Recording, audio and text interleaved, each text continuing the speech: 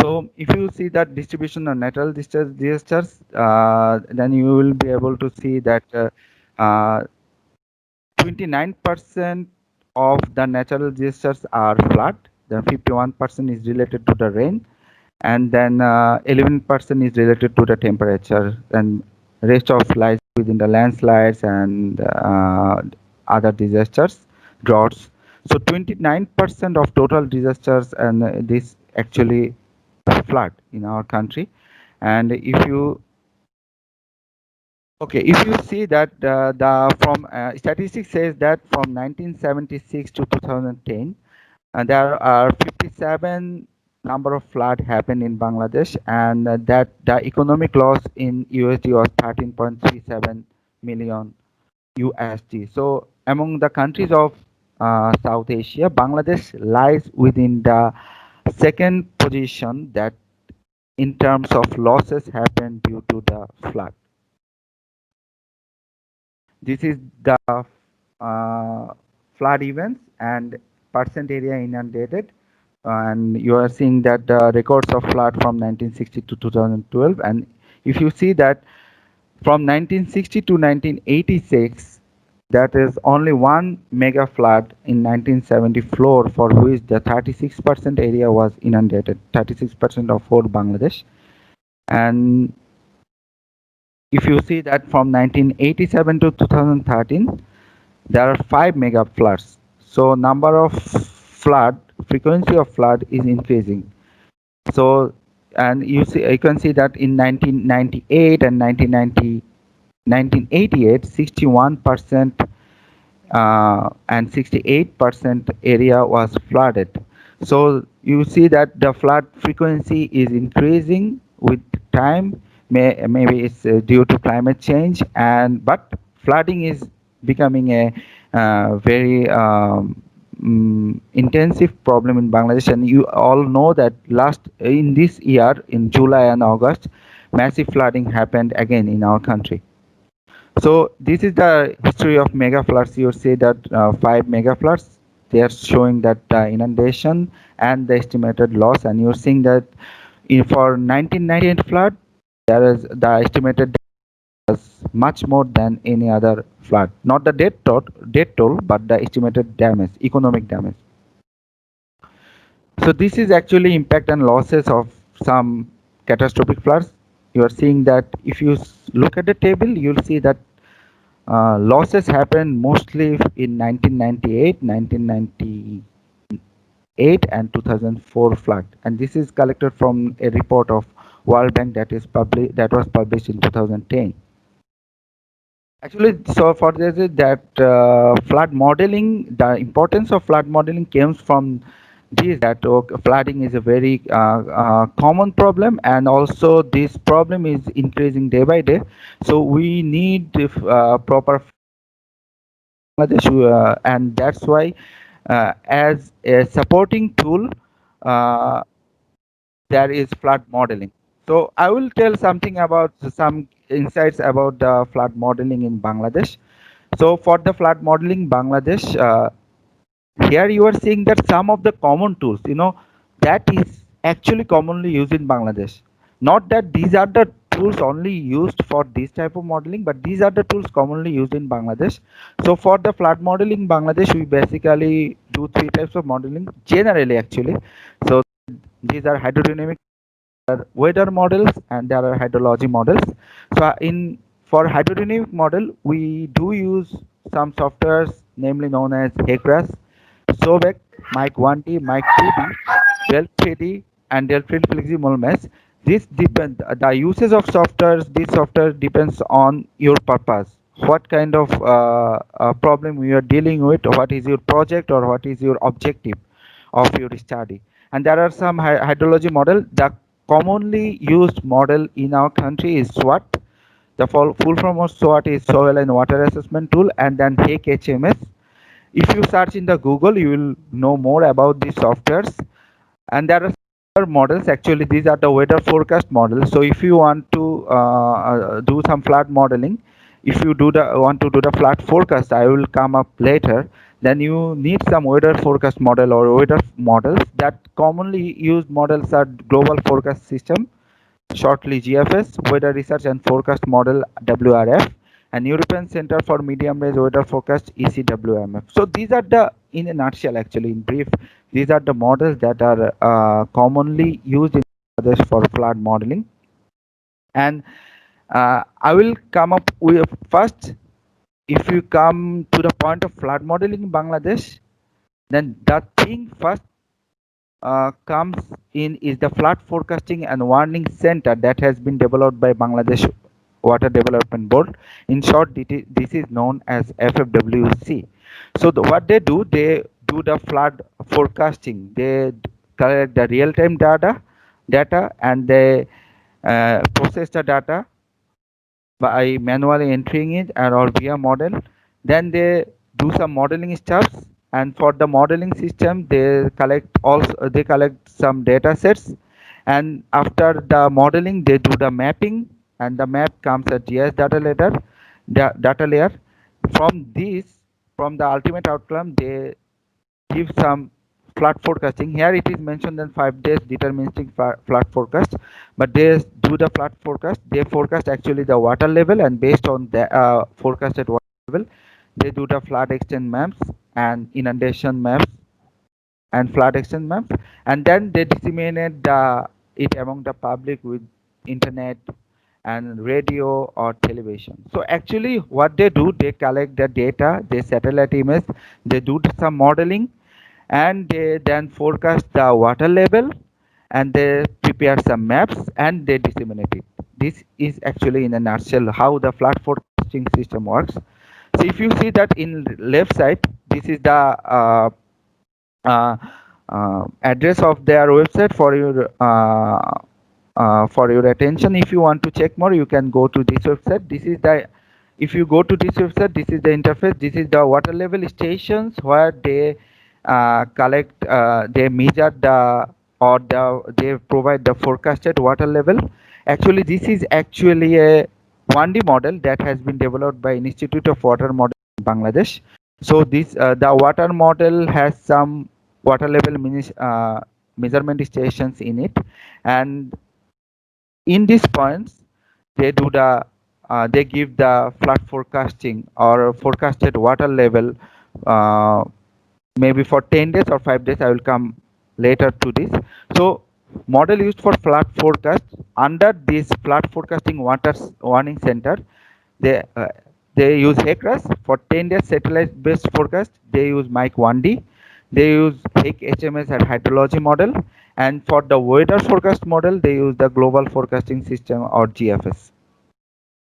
And if you see that type of flood forecast they are currently providing, they are provide deterministic forecast for 5 days, and they are providing probabilistic flood forecast for 10 days. So what is deterministic? Actually, deterministic flood forecast is when you have all the all the measured boundary data.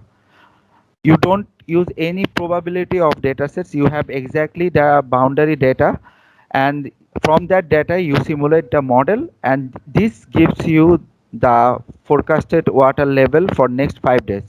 So if you have the specified boundary data, exact boundary data, then this is actually deterministic forecast. But if you don't have uh, the boundary data, but you are working on some probabilistic data or probable data, maybe from other sources or global model, then you are preparing a probabilistic flood forecast, or you are providing a probabilistic flood forecast for 10 days.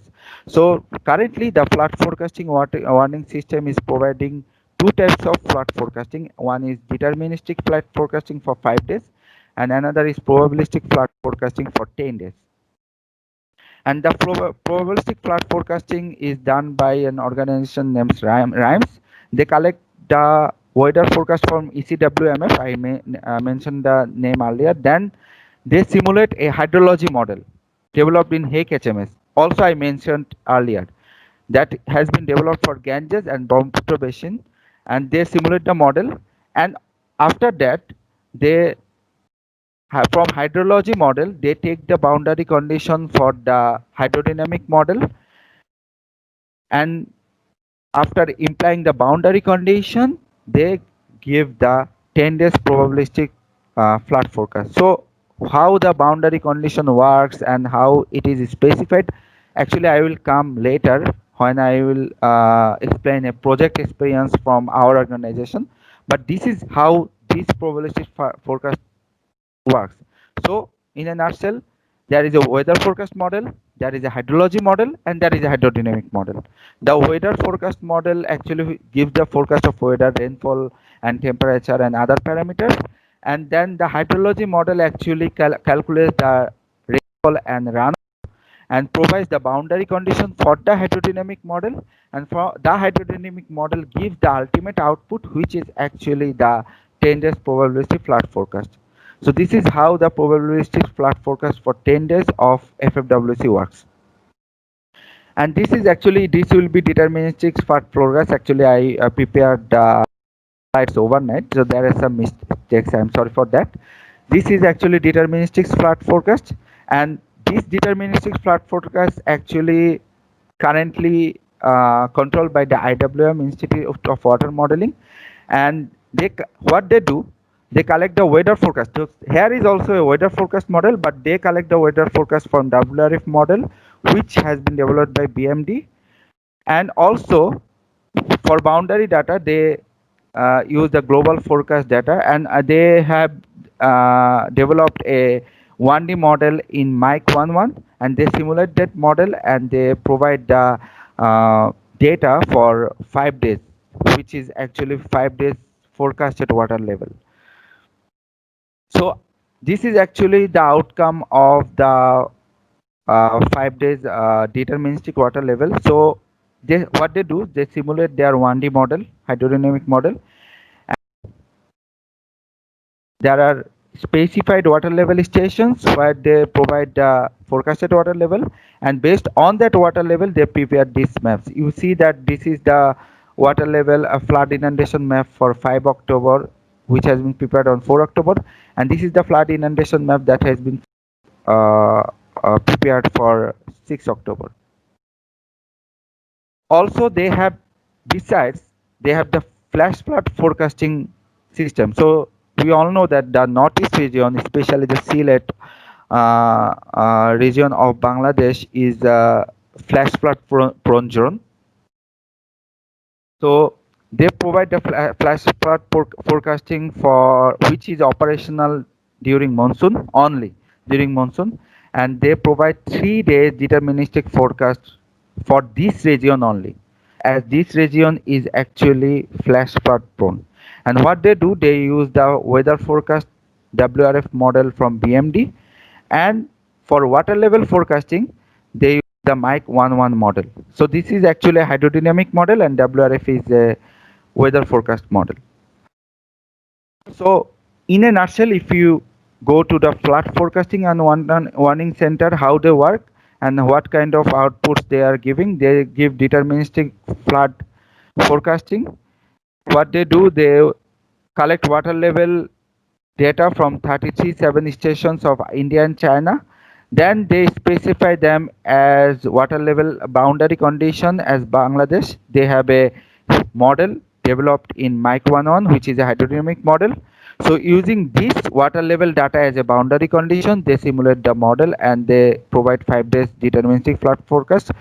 Besides, they have use the weather forecast model also. And for probability forecast, they use the weather forecast model from ECWMF, and they have developed a Ganges Brahmaputra hydrology model in HAKE HMS, and also they simulate the Mike 11 hydrodynamic model, and they provide the 10 days probability forecast. And also the rightmost one is the flash flood model that has been developed for forecasting the flash flood condition of northeast region of Bangladesh. So coming to that, this is the water model in CGS. CGS has basin model, hydrology model for basin, and also a national model, which is the major rivers of Bangladesh. We have the regional models covering all the hydrology regions, 7 hydrology regions of Bangladesh. We have a Bay of Bengal model, and also we have a coastal model including the sediment transport and mangrove dynamics. So CGS is currently working on the water model or flood modeling extensively, and they have developed quite a number of models for not only for assessing the flooding condition but also other water related disasters in the coastal region of Bangladesh and also in the hydrological regions of Bangladesh. This is the interface of the 2D Hydro Bay of Bengal model developed by CGS. And if you see that the flood inundation area, actually this has been done by another kind of modeling. Actually, it is a satellite-based, radar-based modeling approach to assess the flood extent of Bangladesh. And you see that for 1998, how much area has been inundated for 2000, for 2004, and 2007. So this has been done by by following a satellite-based modeling approach, and the satellite-based modeling approach gives output of this flooding extent. Now, one of the limitation of satellite-based approach that doesn't give you an idea of flooding depth. It only gives you an idea of flooding extent. So, and after that, we can, by using the radar data, means the satellite data, we have also done the real-time flood monitoring, which means we have developed a Google Earth code using the Google Earth code engine, and this is actually automatically, this collects the satellite image from the data hub, and it processes the satellite image, it analyzes and it simulates the model and gives you output of this flooding extent. And this has been prepared for the 2020 flood that has been happened in July, August, and you can see that during the 20 July, 28.89% of whole Bangladesh has been flooded, and among which 10.23% of that Haur area was Haur area. So this is an application of Google Earth Engine for real-time flood monitoring. So if you have the satellite image of that date, you are willing to assess the flooding condition or making the flood map, you can use the Google Earth Engine code easily. Just it's a click. If you have developed the code, it's a click away. You have click it, and it will ultimately give you output of the flooding extent of any extent you want. So we actually first selected the domain of Bangladesh, and then we simulated the Google Earth Engine code that we have developed, and then it gives us the result of that flooding area. We also have a SOBEC model, that SOBEC 1D model that has been developed for assessing the flooding condition of Bosundara residential area, Dhaka. So actually, the whole point of showing this slide is actually not only for coastal flood, we can also do modeling approach for the assessing the urban flooding condition. So this particular model has been developed using the SOBEC software tool, which in this SOBEC tool for this particular project we have developed the rainfall runoff model and also the hydrodynamic model. This has been developed together, and after that we got this inundation pattern for that area. That you can see that the animation is showing this flood is slowly actually spreading throughout the domain, and this is how we have this is actually how we have developed the model, and we have developed it for the Bosundara residential area. And actually for how this has developed, how this model helped us actually in developing the mitigation measure that to combat the urban flooding condition, in particularly in Bosundara residential area.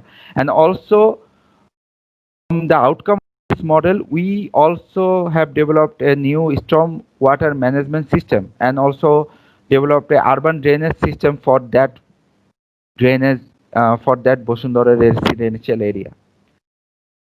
So I want to share another project experience that is actually we have recently that the project has ended in this year.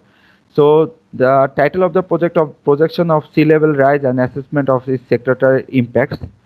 The whole objective of the project was the assessment of sea level rise for 2013, 2050 or 2070 and 2100, and based on the sea level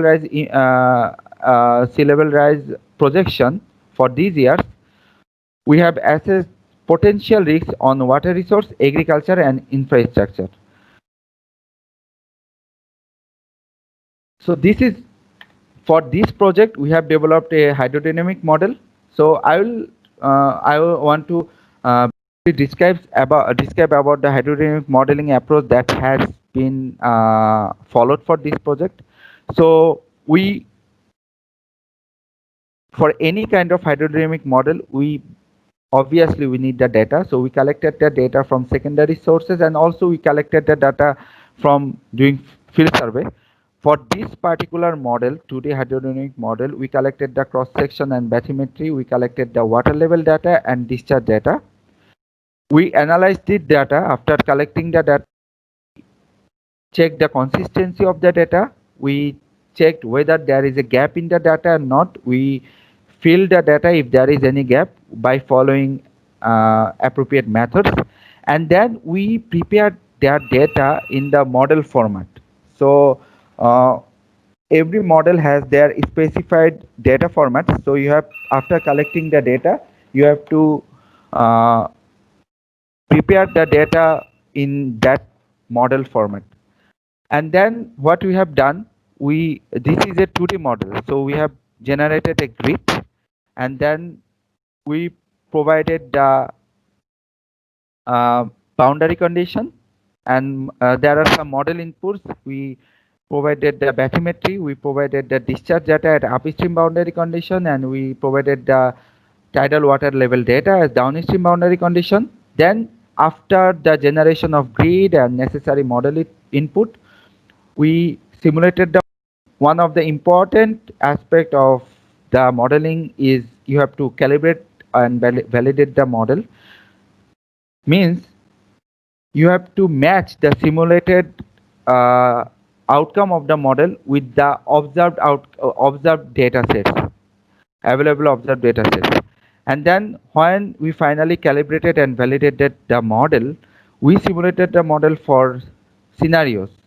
And for this particular project, we simulated the model for sea level rise and also for storm surge and sea level rise. We have also seen the combined effect of salinity and sea level rise. We also have simulated the model considering the land subsidence. Finally, after simulating the for simulation of model for scenarios, we assess the impact in these three sectors: water sectors, agriculture, and infrastructure. So we collected these data sets. We collected water level data, discharge data, rainfall data, temperature data, all the data sets that has required for the study. But for this modeling approach, we use the water level discharge, we use the river bathymetry, sea bathymetry, and digital elevation model, and also the polder height. The polder height has been specified in the bathymetry of the model. So this is, you are seeing the grid. Actually, these grids works as a calculation point and also interpolation medium for bathymetry.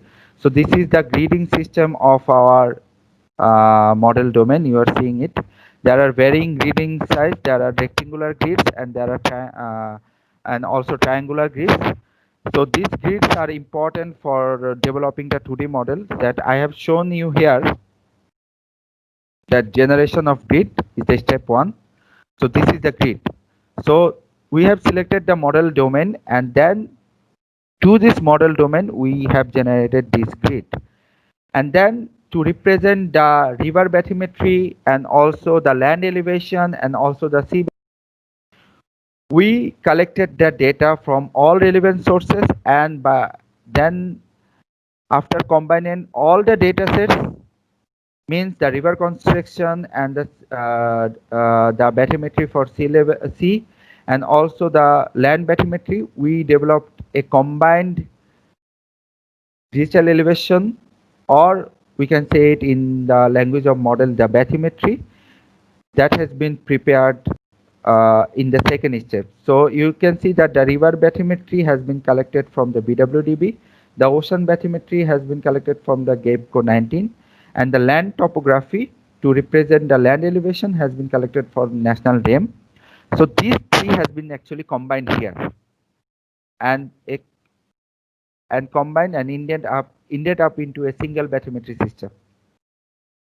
Right after that, when you are done with the grid generation and bed level development, you have to specify the boundary condition. So our model that has been developed for this particular study has 4 boundary conditions, 3 as upstream boundary condition and 1 as downstream boundary condition. At the upstream boundary condition, the location has been mentioned here.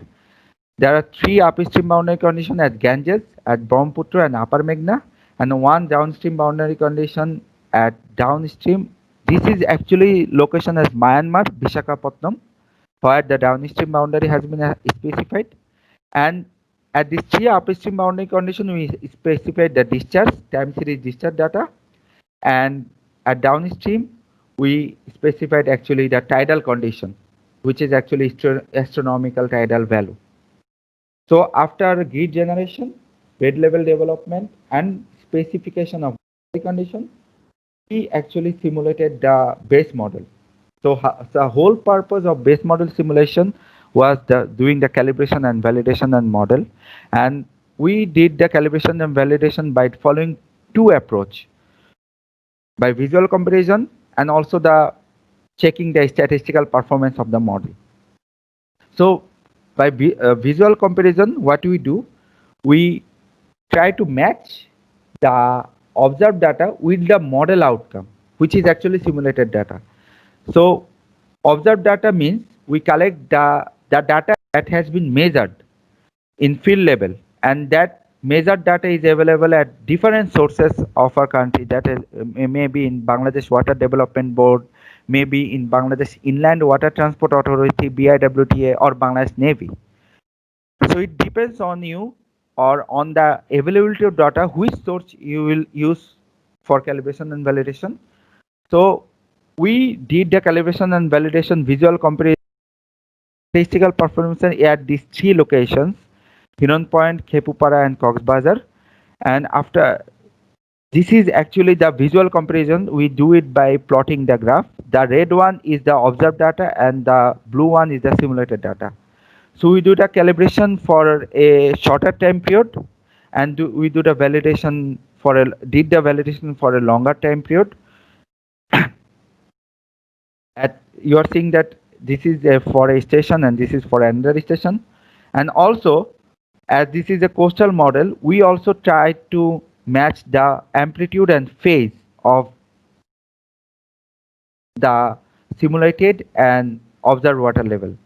So the phase and amplitude match are also important. We try to do that, and we have done it for all the 3 stations.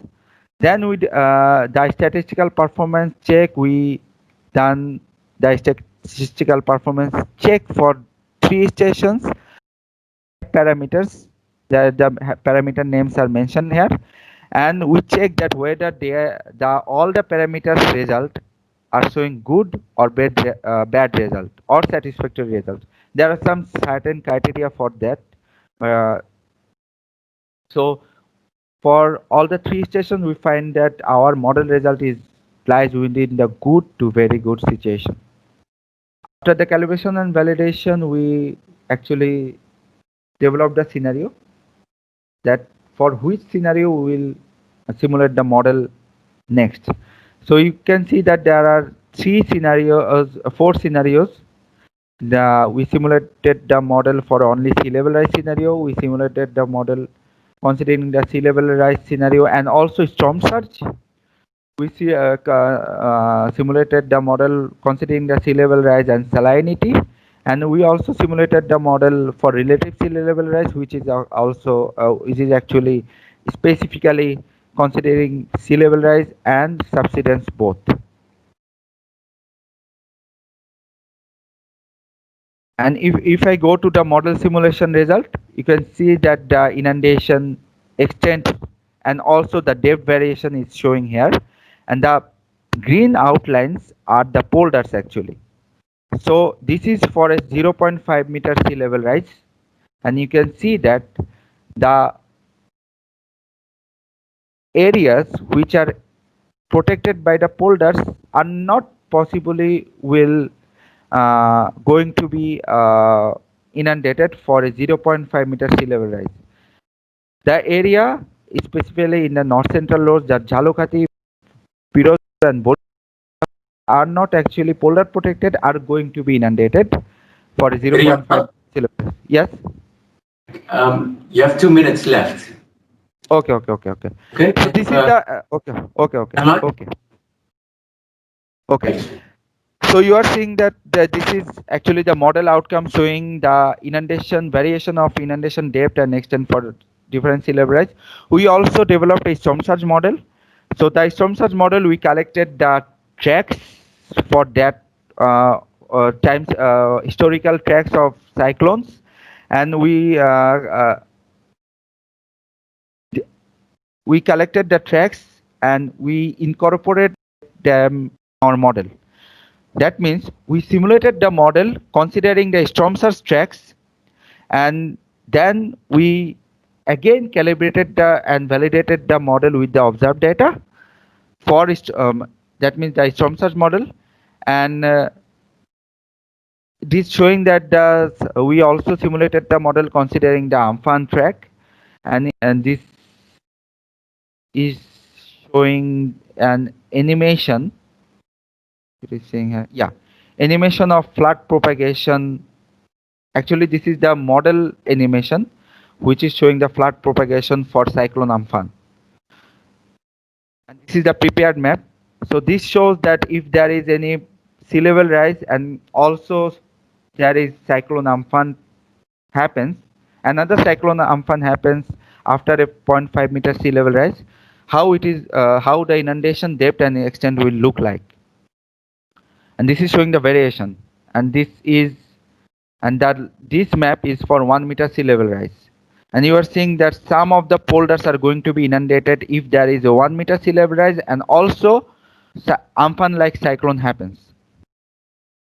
And finally, we after all the outcomes, we assessed the impact in three sectors, that's water, agriculture, infrastructure. In water sectors, we have assessed the inundation depth and saline water intrusion. In agriculture sector, we assess the crop damage, and infrastructure sector, we assess the impact on road and settlement and also polders. So this is actually a screenshot, the map that after getting the inundation depth and extent for different sea level rise and also storm surge, we assess the damage on agriculture, and this show you that this region 90% crop will be damaged if there is 0.5 meter sea level rise, which is actually the it shows that the areas protected with polders are not hopefully going to be inundated, and that's why their crops will be safe. And this is for 0.7 meter sea level rise. So the whole point of showing that actually it is not possible to describe all the modeling aspects and methods in this 45 minutes presentation. I tried to give you insights that how the flood modeling or coastal flood modeling is done in Bangladesh and how they are used for impact assessment. So this is actually in a nutshell that the flood modeling that is currently in practice in Bangladesh. And thank you for your attention. Thank you, Riyasat. Very, very insightful. And we have some. I hope you still have some time, Riyasat, to answer some questions while we wait for the next presenter. We have some questions in the chat. I'll read them out to you if I can find them. Yeah, the first one is the GE tool open for everyone to use? And do you know the HydroFlux tool? I think Frederic, this is from you. Maybe I can. Yes. So there is a question actually that Mohan Kedash is how the numerical weather model WRF precipitation error is considered before use it in the flood forecasting model. Actually, the WRF precipitation error actually they do the bias correction and the calibration and validation before considering it for the flood forecasting model. So the WRF model is itself is a weather forecast model which requires further calibration, validation, or further verification. They do the bias correction as far I know, because I am not a weather expert, but they do the bias correction for that precipitation, and they then consider it for the flood forecasting model. May I say something? Yes, please. Okay. Thank you, Riyasat Amin, for your nice presentation. Usually, as per my knowledge, they just use the WRF model by default, which model is mainly developed by the Anchor USA. So they are not doing any bias correction method in their model at present now. So actually, before using the model information, it means rainfall data in flood forecasting model. As you mentioned, bias correction is needed. Not only bias correction, before that parameterization and lots of other things are required. So if it is not done, so it's because model itself give lots of error. So if this error include in the flood forecasting model, it will provide more error. So before using this kinds of information, we need to sure about all the steps done properly or not. Thank you. Thank you very much. But as far I know that recently they are doing that error assessment. Because recently they are working more on their model. Because we have done a meeting with the Bangladesh Meteorological Department regarding the advancement of the flood forecasting. We, IWM and BMD. I think they are working on the WRF precipitation error or some bias correction on something like that. They have said that. Because, yeah. Yeah, okay, if they do, that is good. But the thing is that... No. Firstly, they didn't used to do that. But if they continue to do that, then the whole model result will be full of error. Because the parameterization of the meteorological outputs or parameters is required, just like bias correction is required. I think that, to my belief, they do that right now. Yeah, so please sure about it because it is a long-term process. It is not working on 2 months and finish the get the result, not like that. So it is a long-term process. Need to fulfill all the requirement, then get the result and published in a good journal. Okay, please check. That will be good for the further improvement. Thank you. Thank you, Mohan, for the question. We have time for another question. I see a question from Prithvi. Riyasat, please, could you please share some thoughts on what factors we should consider during the calibration of a hydrodynamic model to match with observed data? Could you please... Yes. If the model doesn't match with the observed data, so there are some calibration parameters. We usually go for roughness. So for 2D model, we use the variable roughness conditions throughout the models. So during the calibration, we change the roughness and then again simulate the model and try to match them. So roughness is the main calibration parameter for the hydrodynamic model. Only the hydrodynamic model. If you are willing to see the flood, we're willing to prepare a flood impact assessment. Yeah. Okay. Thank you, Riyasat.